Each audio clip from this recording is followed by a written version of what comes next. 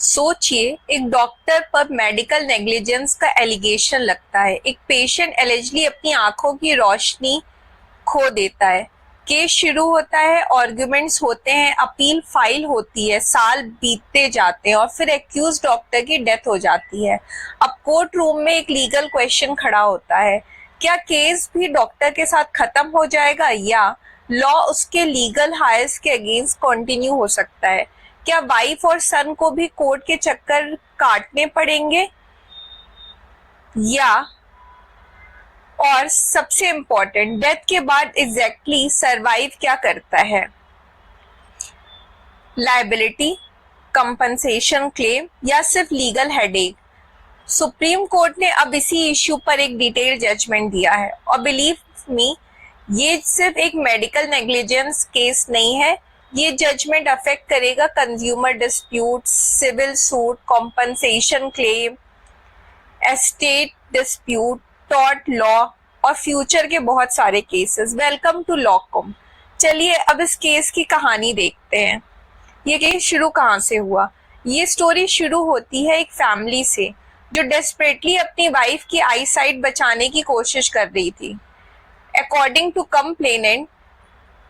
Complainant की wife को right I में सीवियर पेन हुआ। फैमिली उन्हें लेके गई लेट डॉक्टर पीबी लाल के पास। डॉक्टर ने एग्जामिनेशन के बाद इमीडिएट सर्जरी एडवाइस की।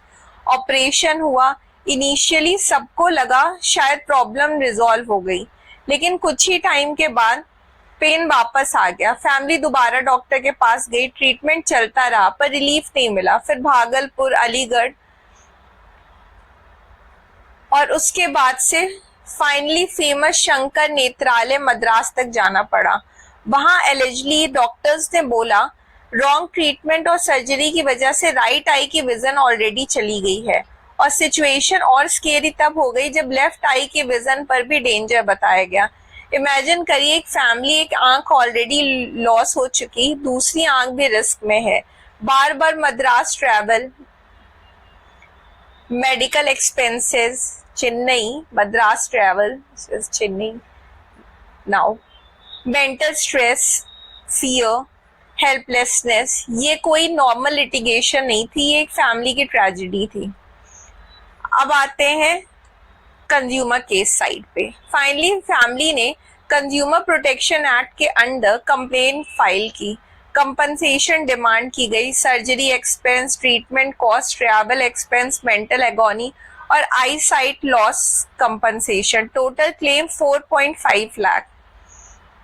डिस्ट्रिक्ट कोर्ट फोरम ने केस सुना और 2003 में डॉक्टर को नेग्लिजेंट होल्ड कर दिया। कंपनसेशन अवार्ड हुआ, लेकिन लिटिगेशन में कहानी इतनी जल्दी खत्म थोड़ी होती है। डॉक्टर ने अपील फाइल कर दी स्टेट कमीशन में और स्टेट कमीशन ने पूरा डिसीजन रिवर्स कर दिया।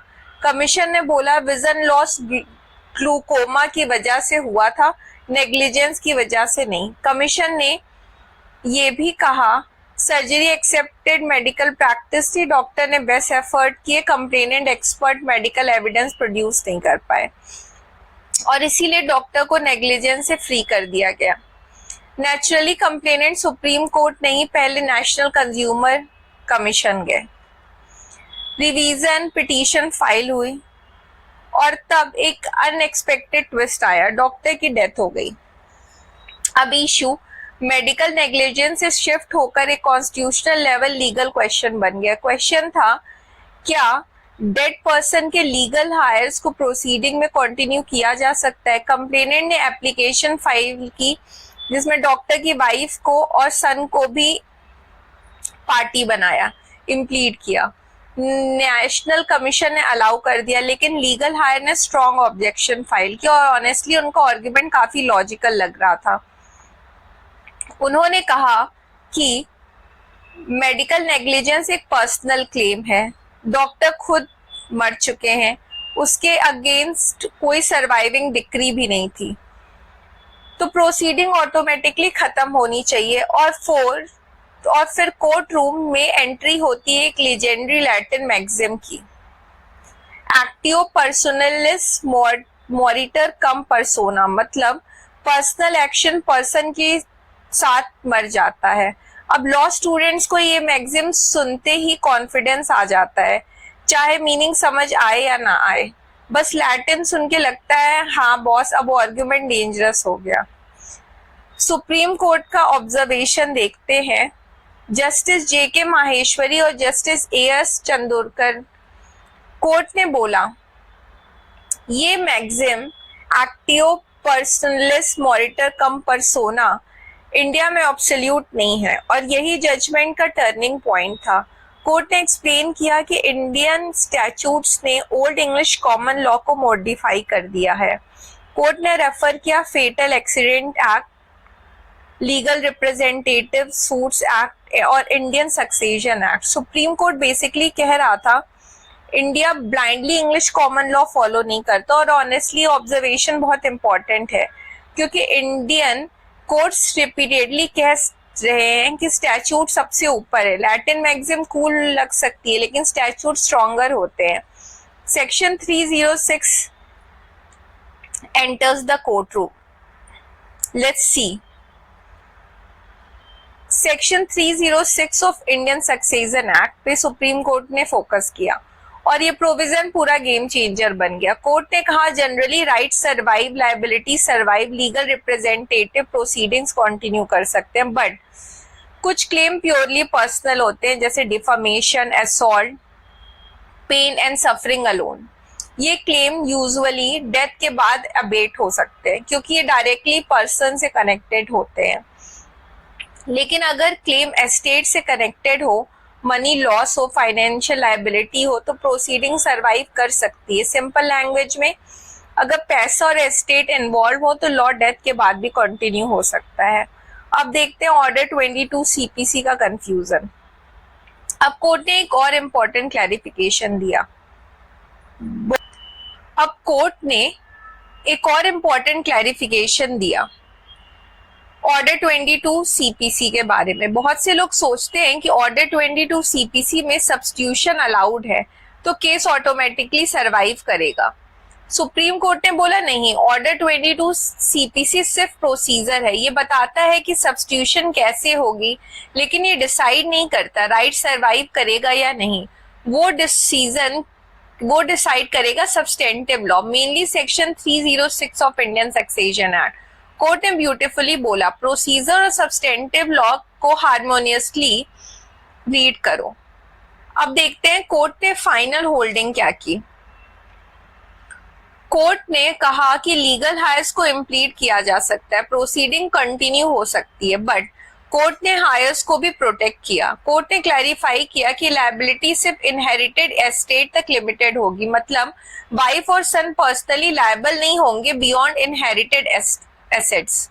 ये बहुत बैलेंस अप्रोच थी। कोर्ट ने एक तरफ जस्टिस कंटिन्यू रखा और दूसरी तरफ इनोसेंट फैमिली मेंबर्स को अनफेयर पनिशमेंट से प्रोटेक्ट किया। अब देखते हैं 6 प्रिंसिपल्स जो कोर्ट ने दिए। कॉमन लॉ मैक्सिम मॉडिफाइड है हो सकती है इंडिया में। लीगल हायर्स में सू और बी सूड। सेक्शन 306 सर्वाइवेबिलिटी कंटिन्यू कंट्रोल करता है। ऑर्डर 22 सीपीसी प्रोसीजरल है, डेथ की डेट पर सर्वाइवेबिलिटी एसेस होगी। एस्टेट क्लेम सर्वाइव करते हैं। सिंपल वर्ड में हर केस पर्सन के साथ नहीं मरता। बाय दिस जजमेंट मैटर्स, ये जजमेंट सिर्फ मेडिकल नेग्लिजेंस तक लिमिटेड नहीं है, ये consumer litigation, tort laws, civil suit, compensation dispute, inheritance liabilities और फिलोसफिकल लेवल पर ये जजमेंट एक बहुत डीप क्वेश्चन रेज करता है। क्या डेथ जस्टिस को खत्म कर सकती है? सुप्रीम कोर्ट का आंसर था नहीं। अगर स्टेट इन्वॉल्व है तो लॉ कंटिन्यू करेगा क्योंकि जस्टिस मोरालिटी का होस्टेज नहीं बन सकता। तो अगली बार अगर कोई बोले पर्सन मर गया केस खत्म, तो याद रखिए कि लॉ इतना सिंपल नहीं होता। कुछ क्लेम मर जाते हैं, कुछ सरवाइव करते हैं और कभी कभी इंसान चला जाता है लेकिन लिटिगेशन जिंदा रहती है। This is your narrator for Lawcum. Please like, share, subscribe and don't forget to press the bell icon क्योंकि इंडियन लिटिगेशन में द एंड बहुत रेयरली होता है।